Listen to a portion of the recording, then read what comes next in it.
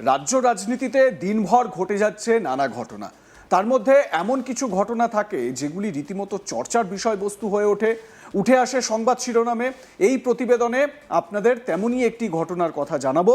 ঝাড়গ্রামের লালগড়ে সিপিএমের পাড়া বৈঠকে বাধার অভিযোগ উঠল। 20 দিন পর একই স্থানে বড় সভার ডাক। জানা গিয়েছে রবিবার ঝাড়গ্রামের বিনপুর 1 নম্বর ব্লকের লালগড় অঞ্চলের আমডাঙ্গায় সিপিআইএমের বুথে যুব দলীয় কর্মীদের পাড়া বৈঠককে কেন্দ্র করে উত্তেজনা। অভিযোগ, বৈঠকে বিজেপির কয়েকজন কর্মী সমর্থক এসে বাধা দেওয়ার চেষ্টা করে। সিপিএম সূত্রের দাবি, বৈঠক চলাকালীন বিজেপির কয়েকজন কর্মী সমর্থক সেখানে উপস্থিত হয়ে রাজনৈতিক কর্মসূচি বন্ধ করার চেষ্টা করে। বিষয়টি নিয়ে স্থানীয় গ্রামবাসী প্রতিবাদ জানালে পরিস্থিতি উত্তপ্ত হয়ে ওঠে। এরপর বিজেপির ওই কর্মী সমর্থকেরা সেখান থেকে চলে যান বলে দাবি সিপিএমের। আগে ভিডিওটা আপনাদের দেখাই, দেখুন। তুমি কি করবে বলো? তুমি কি করবে বলো? আমি বললাম দাদা আপনাকে ইয়া করছি, বাইরে চলে যান। না না যাবো না, যেটা বলছি না না, এখানে মিটিং করতে দিব না। এটা কারো বাপের জায়গা নয়, বাপের জায়গা, তোমার বাপের জায়গা নয়, আমার বাপের জায়গা নয়। এইখানে মিটিং হবে একদম না, এখানে মিটিং করতে দিব না। এখানে মিটিং করতে দিব না। এখানে হবে তোমাদের নেতারা টার্গেট বেরোতে বলো, বাইরে বলো, তোমাদের এলাকা বেরোতে বলো, বিজেপি বেরোতে বলো, যাও যাও বাইরে ডেকে নিয়ে যাও। দাদা বেশি ওর গাড়ি দিও না। বাড়ি নয় বাবা, আমাদের গণতান্ত্রিক অধিকার, মানুষের ইচ্ছে দুটো কথা শুনতে হবে। সব যে কোনো লোক আসুক, আমি বললাম মিটিং করতে দিব না। যে কোনো লোক মিটিং করবে, ঠিক আছে? যে কোনো পার্টি, যে কোনো পার্টি কথা বলি না। মিটিং করতে দিব না।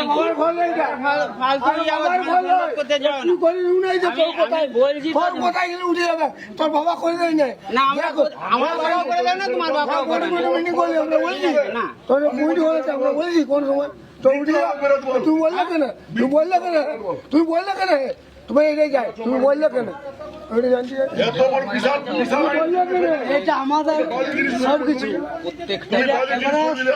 সবার জন্য হ্যাঁ? তুমি বল, এই, ছবি ফবি এখানে করতে যাচ্ছি না।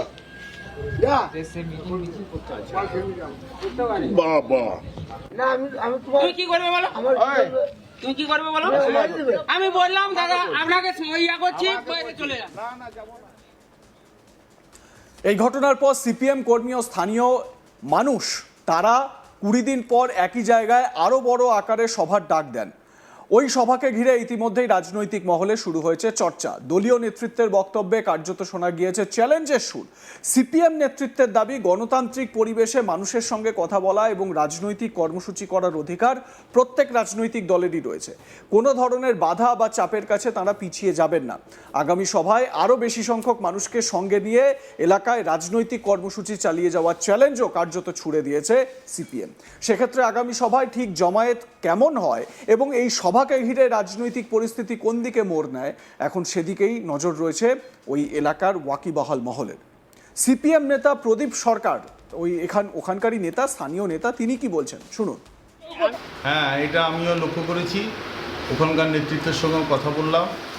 এই বর্তমানে রাজ্য সরকারের যে বিভিন্ন প্রকল্প এবং আমাদের সাংগঠনিক বিষয় নিয়ে লালগড়ের আমডাঙ্গাতে একটা সভা আহ্বান করা হয়েছিল। আমাদের জেলা কমিটির সদস্য সনাতন দেবসিংহ সহ অন্যান্য কর্মীরাও ছিলেন। সেখানে বিজেপির একজন নেতৃত্ব এসে বলে যে আমরা এখানে সিপিএমকে মিটিং করতে দেবো না। তার ওই বক্তব্যটাও ভিডিওতে স্পষ্ট শোনা যাচ্ছে। আমাদের যেটা বক্তব্য, যে ওখানে তো পুলিশ কোনো নিষেধাজ্ঞা করেনি বা হচ্ছে এসডিও হচ্ছে 144 ধারা জারি করেনি, তাহলে গণতান্ত্রিক দেশের একজন ইলেকশন নির্বাচন কমিশন মনোনীত একটি দলের প্রতিনিধিরা কেন সভা করতে পারবেন না? এই ধরনের মনোভাব কখনোই থাকা উচিত নয়। আমি প্রশাসনকে অনুরোধ করব, দ্রুততার সঙ্গে এই নিরসন করা দরকার এবং সংশ্লিষ্ট যে ব্যক্তি এই ধরনের বক্তব্য রেখেছে তার বিরুদ্ধে যথাযথ ব্যবস্থা নেওয়া প্রয়োজন। এরপরে কি আপনারা আবার ওখানে কর্মসূচি করবেন? অবশ্যই। এই তো অন্নপূর্ণা নিয়ে জনমানুষের ক্ষোভ আছে, মানুষজন আমাদের কাছে আসছে, নিচুতলায় বিজেপির লোকজন নেই। আবার হচ্ছে রেশন থেকে প্রচুর মানুষকে সরিয়ে দেওয়া হচ্ছে, তারাও আসছে। তাদের বিষয়গুলো নিয়ে আমরা হচ্ছে ব্লক ডেপুটেশন দেবো খুব তাড়াতাড়ি। সেইটা নিয়ে আমাদের প্রতিটা গ্রামে যেখানে যেখানে আমাদের শক্তি আছে সেখানে আমরা সভা করব। স্বাভাবিক কারণে ওখানে আমাদের আবার সভা করতে হবে, দু একদিনের মধ্যে আমরা তার ঘোষণা করে দেবো। যদিও তাদের বিরুদ্ধে ওঠা অভিযোগ অস্বীকার করেছে বিজেপি। লালগড়ে সিপিএম এর কোনো জায়গা নেই এবং মানুষকে সিপিএম এর ফাঁদে পা না দেওয়ার আবেদন জানাচ্ছে পদ্ম শিবির। ওই এলাকার বিজেপি বিধায়ক লক্ষ্মীকান্ত সাউ তিনি কি বলছেন শুনুন। লালগড়ে সিপিএমের রক্তাক্ত ইতিহাস রয়েছে, তাদের কোনো অস্তিত্ব নেই এবং তারা চাইছেন লালগড়ে একটু যদি জমি পেয়ে যান, সেই জন্য তারা এই সমস্ত কিছু করছেন। দয়া করে লালগড়ে সিপিএমের কথায় কেউ পা দেবেন না এবং মাওবাদী কাণ্ড তারাই ঘটিয়েছিল। এখন সারা ভারতবর্ষে মাওবাদী নেই, সিপিএমও নেই, সেই জন্য সিপিএমের কোনো স্থান নেই। মানুষ আর তার ফাঁদেতে পা দেবেন না। বৈঠক কারা করছে, কী ব্যাপার আমরা জানি না, নিশ্চয়ই তারা পা ফেলানোর চেষ্টা করছে, তবে তারা সফল হবেন না।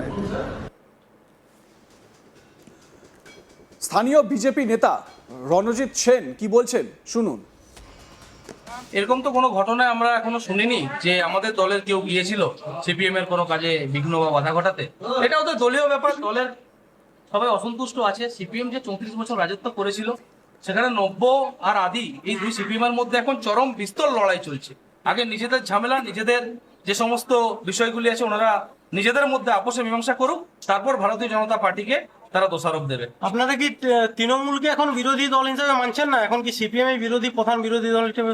পশ্চিমবঙ্গের মানুষ যেভাবে ভারতীয় জনতা পার্টিকে আশীর্বাদ করেছে, এই মুহূর্তে এবং আগামী 50 বছরেও আমাদের বিরোধী বলে কেউ থাকবে না, বিরোধী বলে কেউ নেই। মানুষ আমাদের সঙ্গে রয়েছে। মানুষের যে স্বতঃস্ফূর্ত যে সাড়া এবারে ভোটে আমাদেরকে বুঝিয়ে দিয়েছে, নিঃশব্দে নীরবে পরিবর্তন করিয়ে কিভাবে ভারতীয় জনতা পার্টি সরকারকে এনেছে। কারণ এরা পশ্চিমবঙ্গের জনগণ তথা ঝাড়গ্রামের জনগণ বুঝে গিয়েছে যে 34 বছরের বামের শাসনকাল এবং এই 15 বছরে একটা কোম্পানি তৃণমূলের শাসনকালকে মানুষ ধরে ফেলেছে। তাই জন্য বিজেপির প্রতিপক্ষ কেউ এখন নেই, আর আগামী দিনেও থাকবে। বিরোধী বলে কাকে মনে করছেন এখন, তৃণমূল নাকি সিপিএম? আমরা কাউকেই বিরোধী বলে মনে করি না। ওরাই নিজেদের মধ্যে লড়াই করছে, নিজেদের গোষ্ঠীদ্বন্দ্ব চলছে, নিজেদের গ্রুপিজম চলছে। আমরা এখনো পর্যন্ত কাউকে বিরোধী বলে মনে করি না। গণতন্ত্রে মানুষ আশীর্বাদ দেবে, বিরোধী কেউ না কেউ নমিনেট করবে, সেখান থেকে হয়তো নির্দল আসতে পারে, কিন্তু দলীয় ভাবে ওরা মুছে গেছে, ধুয়ে সাফ হয়ে গেছে। না আমি তুমি কি করবে বলো? আমার তুমি কি করবে বলো? আমি বললাম দাদা আপনাকে ইয়া করছি, বাইরে চলে যান। না না যাবো না, যেতে বলছি কোনো ভাইবো এই ভাইবো না না, এখানে মিটিং করতে দিব না। এটা কারো বাপের জায়গা নয়, বাবার জায়গা, তোমার বাবার জায়গা নয়, আমার বাবার জায়গা নয়। এইখানে মিটিং হবে একদম। না এখানে মিটিং করতে দিব না, এখানে মিটিং করতে দিব না। এখানে হবে তোমাদের নেতার ডাকবেন, বেরোতে বলো, বাইরে বলো, তোমাদের এলাকা বেরোতে বলো, বিজেপি বেরোতে বলো, যাও যাও বাইরে ডেকে নিয়ে যাও। আপনাদের মতামত জানাতে থাকুন, দেখতে থাকুন আজ তাক বাংলা। সাবস্ক্রাইব করুন আমাদের ইউটিউব চ্যানেলটি।